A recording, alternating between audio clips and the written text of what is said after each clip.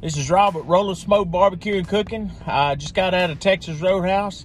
Man, that was a steak. I got a 16-ounce ribeye. It's called the Fort Worth ribeye, 16 ounces with a baked potato. And I got a salad. And we got a blooming onion. And my wife got ribs. And I tell you what, you know you're eating a good steak when you don't need steak sauce to make it taste good. You really and truly enjoy the flavor of the meat, and you don't need anything to make it taste good. That's when you know you got a good steak. I got it cooked medium. I usually go between medium and medium well. It turned out good. I'd like to give out a shout out to my waiter Jonathan. Awesome service, man. Appreciate that so much.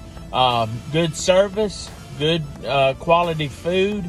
We went to the Texas Roadhouse in Lake Charles, Louisiana. Man, hands down, one of the best steaks I've had in a while. I tell you what, I'm gonna do some real hard study on how they do their steaks, because man, that is a good steak. I have never had a steak so juicy and so perfectly cooked to medium. It's unbelievable. The right amount of fat, everything. Oh man, it was a good steak.